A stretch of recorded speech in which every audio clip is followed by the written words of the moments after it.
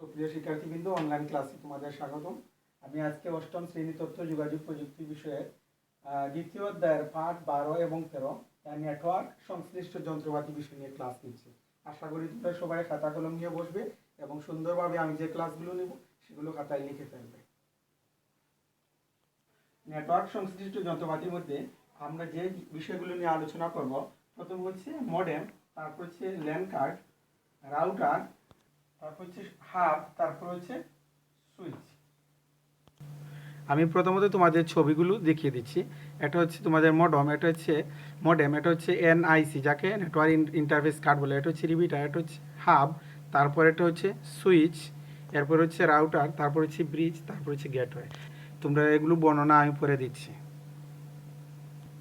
প্রথমে আমি তোমাদের বর্ণনা দিচ্ছি মডেমে।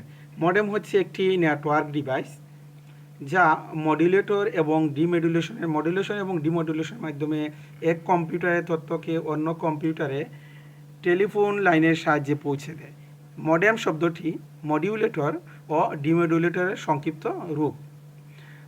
মডুলেটর শব্দের এমও এবং ডিমডুলেটর শব্দের ডেম নিয়ে মডেম শব্দটি গঠিত হয়েছে। মডেমের মূল কাজ হচ্ছে ডিজিটাল সিগন্যালকে অ্যানালগ সিগন্যালে রূপান্তর করা, এবং ডিমডুলেটরের কাজ হচ্ছে অ্যানালগ সিগন্যালকে ডিজিটাল সিগন্যালে রূপান্তর করা।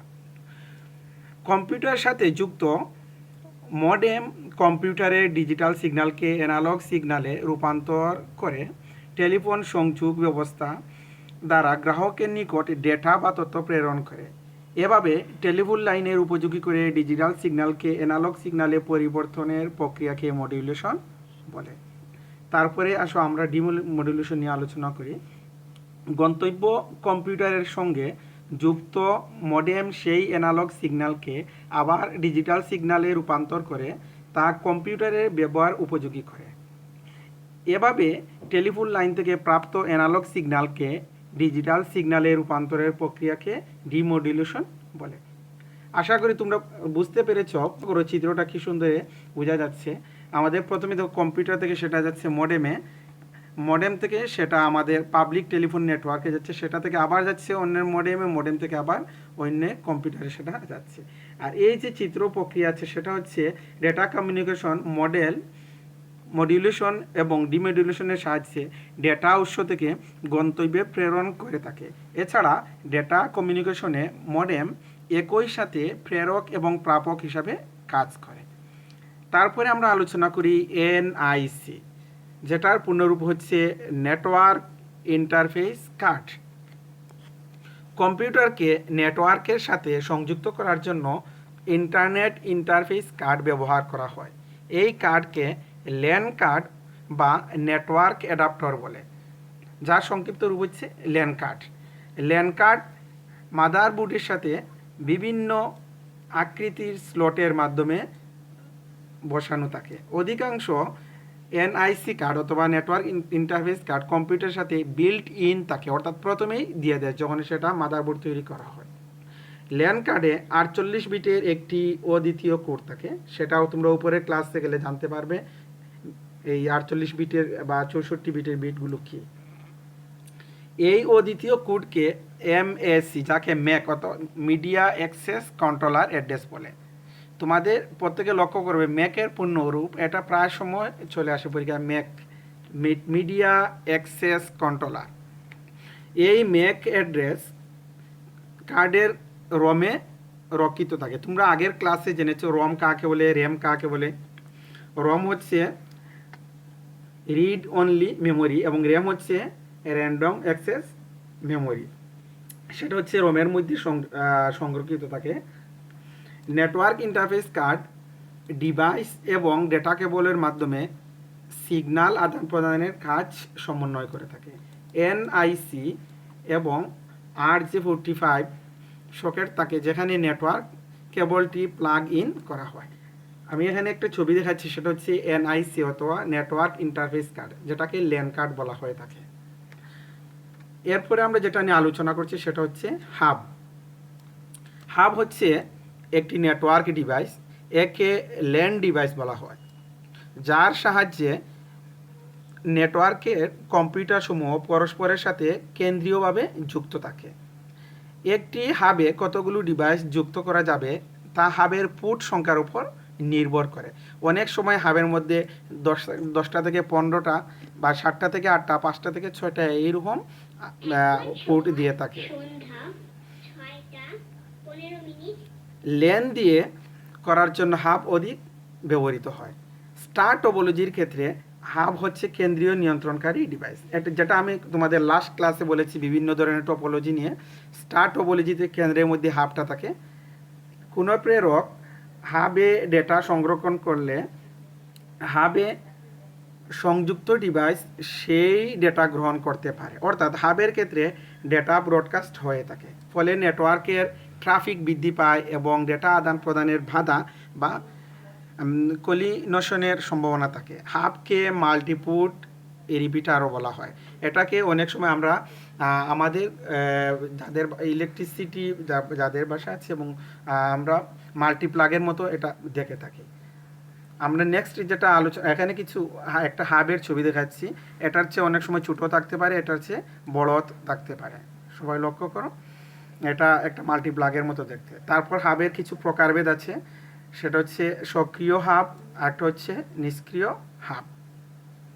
হাবের কিছু সুবিধা আছে এবং অসুবিধা আছে। সক্রিয় হাব হচ্ছে সক্রিয় হাবগুলো নিজস্ব বিদ্যুৎ সরবরাহ করে থাকে এবং নেটওয়ার্কের সাথে সিগন্যালটি ক্লিন, বুস্ট এবং রিলে করতে পারে।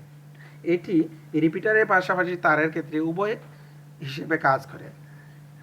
তারপরে আছে নিষ্ক্রিয় হাব। নিষ্ক্রিয় হাব ডেটা সিগন্যালকে একই ফরম্যাটে ফরওয়ার্ড করে। এটি কোনোভাবেই ডেটা সিগন্যালকে পরিবর্তন করে না। নিষ্ক্রিয় হাব বা নোডগুলো থেকে তারের সংগ্রহ করে এবং সক্রিয় হাব থেকে বিদ্যুৎ সরবরাহ করা। এই হাবগুলো সিগন্যালকে ক্লিন, বুস্ট না করে নেটওয়ার্কে রিলে এবং নোডের মাধ্যমে দূরত্ব বাড়ানোর ব্যবহার করা যায়। হাবের কিছু সুবিধা আমি তোমাদের বলে দিচ্ছি, সেটা হচ্ছে তুলনামূলকভাবে দাম কম থাকে, বিভিন্ন মিডিয়ামকে সংযুক্ত করতে পারে এটা মাল্টিপ্লাগের মতো, এবং এর কিছু অসুবিধাও আছে। নেটওয়ার্কের ট্রাফিক বৃদ্ধি পায়, ডেটা আদান প্রদানের বাধার সম্ভাবনা থাকে, অনেক সময় দ্রুত কাজ করে না। তারপর হচ্ছে ডেটা ফিল্টারিংয়ের সম্ভাবনা হয় না। তারপরে আচ্ছা আমরা একটু আলোচনা করি সুইচ নিয়ে। আমরা সচরাচর সুইচ বলতে বুঝি যে ইলেকট্রিক্যাল আমরা বোর্ডে ব্যবহার করি সুইচ, কিন্তু ইন্টারনেটের ক্ষেত্রে সুইচটা হচ্ছে ডিফারেন্স ধরনের। সুইচ হচ্ছে একটি নেটওয়ার্কের ডিভাইস এবং একে ল্যান ডিভাইস বলা হয়, যার সাহায্যে নেটওয়ার্কের কম্পিউটারসমূহ পরস্পরের সাথে কেন্দ্রীয়ভাবে যুক্ত থাকে। একটি সুইচে কতগুলো ডিভাইস যুক্ত করা যাবে তা সুইচের পুট সংখ্যার উপর নির্ভর করে। আমরা একটু আগে বলেছিলাম হাবের মধ্যে আমরা কতটা সংযুক্তি দিতে পারবো, এটা পুটের উপর ডিপেন্ড করে। একইভাবে আমাদের সুইচের পুট সংখ্যার উপর ডিপেন্ড করে যে আমি কতটি ডিভাইস এই জায়গায় দিতে পারবো। ল্যান তৈরি করার জন্য সুইচ অধিক ব্যবহৃত হয়। স্টার টপোলজির ক্ষেত্রে সুইচ হচ্ছে কেন্দ্রীয় নিয়ন্ত্রণকারী ডিভাইস। হাবের সাথে সুইচের পার্থক্য হলো সুইচ প্রেরক থেকে ডাটা সিগন্যাল নির্দিষ্ট প্রাপক কম্পিউটার বা নোডে পাঠিয়ে দেয়, সেটা হচ্ছে আমাদের হাবের কাজ। কিন্তু হাব প্রেরক থেকে প্রাপ্ত ডেটা সিগন্যাল সকল নোডে পাঠায়। ফলে সুইচ ব্যবহার করে নেটওয়ার্কের ডেটা আদান প্রদানের বাধা বা কলিনেশনের সাহায্যে সম্ভাবনা থাকে না। সুইচ ম্যাক অ্যাড্রেস নিয়ে কাজ করে। সুইচের কিছু সুবিধা আছে, সেটা হচ্ছে ডেটা আদান প্রদানের ক্ষেত্রে বাধার সম্ভাবনা বেশি, ভার্চুয়াল ল্যান ব্যবহার করে ব্রডকাস্ট নিয়ন্ত্রণ করা যায়, এবং এর কিছু অসুবিধাও আছে। হাবের তুলনায় এটির মূল্য একটু বেশি হয়। তারপর হচ্ছে ডেটা ফিল্টারিং সম্ভাবনা নয়। তারপর হচ্ছে কনফিগারেশন তুলনামূলকভাবে কিছু জটিল হয় আমাদের সুইচের ক্ষেত্রে। তারপরে আমরা আলোচনা করি রাউটার নিয়ে। রাউটার একটি নেটওয়ার্ক ডিভাইস এবং একে ওয়ান ডিভাইস বলা হয়, যেটা আমি লাস্ট ক্লাসে তোমাদের আলোচনা করেছি, ওয়ান ওয়াইড এরিয়া নেটওয়ার্ক। এটি একটি বুদ্ধিমান ডিভাইস যা একই প্রোটোকল বিশিষ্ট দুই বা ততোধিক নেটওয়ার্কে ল্যান ম্যান ওয়ান সংযুক্ত করে ওয়ান তৈরি করা হয়। অর্থাৎ একটার ভিতরে আমাদের ল্যানও থাকে, ম্যান থাকে, ওয়ান থাকে, সবগুলো মিলেই সংযুক্ত করে ওয়ান তৈরি করা হয়। রাউটার রাউটিং টেবিল ব্যবহার করে উৎস থেকে গন্তব্যে ডেটা স্থানান্তরের জন্য সহজ, নিরাপদ ও কম দূরত্বে পথটি বেছে নেয়। রাউটার ডেটা আদান প্রদানের সময় স্বয়ংক্রিয়ভাবে রাউটিং টেবিল তৈরি করে সেখানে নেটওয়ার্কের সকল নোডের অ্যাড্রেস এবং পাথ থাকে। রাউটিং টেবিলটি রাউটারের মেমোরিতে সংরক্ষিত থাকে। এক নেটওয়ার্ক থেকে অন্য নেটওয়ার্কে ডেটা পাঠানোর পদ্ধতিকে রাউটিং বলা হয়। তোমরা সবাই এটা ভালোভাবে লিখবে খাতায়। রাউটিং কাহাকে বলে? এক নেটওয়ার্ক থেকে অন্য নেটওয়ার্কে ডেটা পাঠানোর পদ্ধতিকে রাউটিং বলে। এটি একাধিক ল্যান, ম্যান এবং ওয়ানকে যুক্ত করে ওয়ান গঠন করতে পারে। আমি একটা ছবি দেখাচ্ছি, সেটা হচ্ছে একটা রাউটারের। এই পাশে হচ্ছে সুইচ, আমাদের ডান পাশে হচ্ছে সুইচ, বাম পাশে হচ্ছে সেটা সুইচ। আমাদের রাউটার যেটা, সেটা হচ্ছে আমাদের মিডিলে। এটা থেকে আমাদের বিভিন্ন সংযোগ কীভাবে যায়। আর এখন আমি তোমাদের কিছু সুবিধা বলছি। ডেটা ট্রান্সমিশনের ক্ষেত্রে বাধার সম্ভাবনা কমায়, ডেটা ফিল্টারিং সম্ভাবনা হয়, বিভিন্ন ধরনের নেটওয়ার্ক যেমন ইথারনেট, টোকেন, রিং ইত্যাদিকে সংযুক্ত করতে পারে। রাউটারের কিছু অসুবিধা আছে। রাউটারের দামটা বেশি, রাউটারে বিভিন্ন প্রোটোকলের নেটওয়ার্কে সংযুক্ত করতে পারে না, কনফিগারেশন তুলনামূলকভাবে জটিল।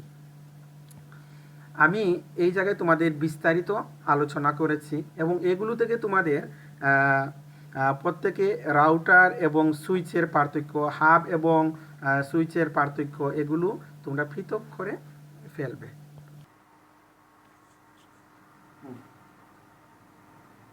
আশা করি তোমরা প্রত্যেকে তোমাদের কাজটি বুঝতে পেরেছো এবং তোমরা আজকের ক্লাস থেকে নেটওয়ার্ক সংশ্লিষ্ট যন্ত্রপাতির বর্ণনাগুলো তোমরা লিখে ফেলবে এবং একটা খাতায় লিখে রাখবে এবং ওইগুলোর ভিতর থেকে হাব এবং সুইচের পার্থক্য প্রত্যেকে খাতায় লিখে ফেলবে।